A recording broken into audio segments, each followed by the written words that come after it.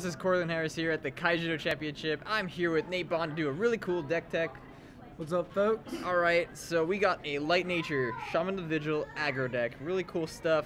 So we have right here the low drops over here, the Magnus, the Magnetizer. It's still around standard, still really good. You agree with that? Yeah, one of my favorites. Oh yeah, for sure. Just it's really awesome to get that in turn one.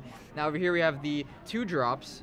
The Enforcers, they're all bait mostly for pretty much all the evolutions in the deck. We'll start here with Raincloud Kraken. It's actually a blocker. Did the blocker be relevant at all for you in the games? Only when I've done turn 1 Magnus.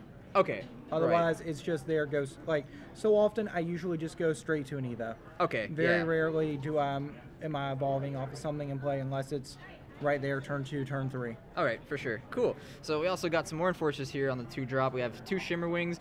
Did the Flashbang ability ever come in handy, or it's just there for the Enforcer bait? I've never used it. Okay, so it's just there for the Enforcer bait. But the best Enforcer bait is down here. We got Luminous Shield Wing, level 2 Enforcer, and when it gets banished, it goes to the Shields. What do you think of that? Is this a really good card? Yes. Oh yeah, for sure. See it going up in value every day. Yeah, everyone's talking about it this weekend. Yeah. Excellent stuff. All right, let's move over to some more 2 drops here. We have the cheap 2 drop Enforcer evolution right here, Rody Gale, Night Guardian. This is interesting because people thought, you know, the new Nova Cruiser, you know, might just replace this. It's like, oh, you can evolve on any light creature. So explain why you use Rody Gale instead of the Nova Cruiser. Well, I'm already only running Enforcers, so he fits right in just from that alone.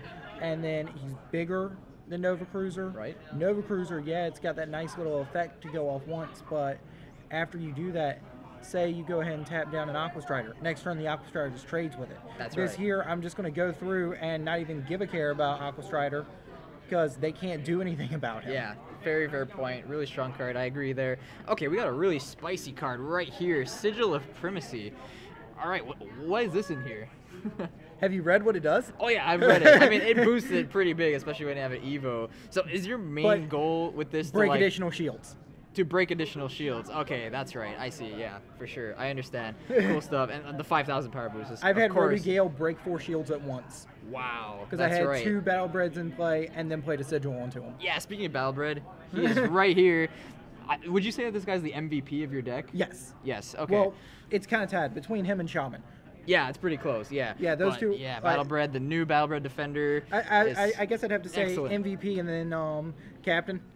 Yeah, Captain Shaman over here. Let's go to Shaman of the Vigil right here. This is pretty much the centerpiece of the deck. I think you would agree with that. Yes. It's 5,500 power. It evolves on Enforcers or Beastskins, which is pretty much every creature in this deck, I believe. It's everything but the Battlesworn Seer. But the Battlesworn Seer. All right, cool. And yeah, it untaps all your Enforcers. All your Beastkins become Protector. Very, very strong.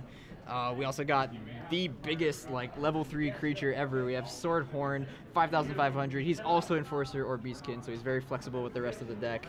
What other Evos we got here? We got Battlesworn Seer. Why is this in the deck? Comes into play, search for a shield, for a spell off the top 4 cards. So go grab the Sigil or go grab either the Blade Barrier, the Safe Passage, or the Containment Field to be guaranteed. Because usually this deck, when it wins, generally wins on turn 4 and turn 5. Okay. It's insanely fast. Yeah. It only has 1 speed, and that speed's full throttle. Oh yeah, for sure. I get that. Okay, so how many spells do you actually have in this deck? You have 1, 2, 3, 4, 5, 6, 9. You have quite a lot. You have a good 13 3, spells. 6, 7, 8, 9, 10. Yeah, 13. 13. So Battlesworn Seer is pretty much almost guaranteed to hit a spell yeah, most of the time. I've only had him whiff once, and it didn't matter because also that digging around generally can sometimes let me get to the good card. So it set me up to draw Magnus next turn just to drop another Evo. Right, that's right. And Battlesworn Seer is just huge as well. 5,000 power for Yes. level 3. Now let's go on to the other level 3 spells here. We have Blade Barrier. Only 2 Blade Barriers. What do you think about that? Would you go up to 3, or was this enough? This was enough. Okay. And like I said, we did changes last night to put the Safe Passage in as well. Okay, so Safe Patches is over here. If you don't know, it lets 2 of your creatures be unblockable for the turn. How is that working out for you? Better than Blade Barrier? It's really situational between the 2. Like, Okay. between those 2 and Containment Field, it's really between all of them, what's the board state on which one's best. If they only have one blocker, it's the blade barrier. If it's more than one, it's usually the safe passage. But if I'm trying to clear fields, then it comes down to the containment field. Okay, yeah, containment field is right over here. Nice transition. It's the level 4 spell deck, and it basically taps the amount of creatures equal to the amount that you have on your side of the field. So this is great because it's Shield Blast. I think this is the first Shield Blast we've seen so far. How did this work out for you? Did it actually like work out very well when it hits the shields? It didn't work out in the feature match, but usually it works out very well for me. Okay. But usually it's not a Shield Blast. Usually it's a hard cast. Okay. Yeah, I understand that. What do you think about the Arbiter instead of that? Or maybe, you know, Arbiter with it, or...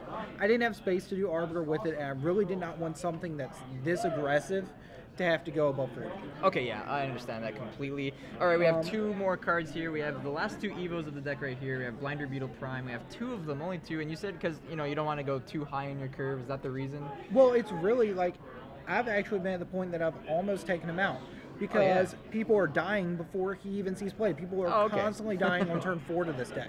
Okay, so he's just like, you know, in case something went wrong along the way, yeah, he's the he's the oh crap button. Okay, yeah, he's the oh crap button. Okay, cool. And the last card of the deck right here, 3-root trap. Of course, you want that in the shields, but you know, maybe you could pull it off. If I draw it late game when I'm sitting at 5 or 6 mana, I'll hold it to cast. Otherwise, it's going straight to mana. All right, good. And it's also like that quick way for me to get my nature unlocked to do these dual civs without having to lose my turn on my dual civs. Because as you saw, nature is more of a splash in this deck. It's not a heavy investment in the deck. Right, that's right. It's mainly light. I can see that totally. All right, well, very cool deck, Nate Bond. Thank you for showing off the deck.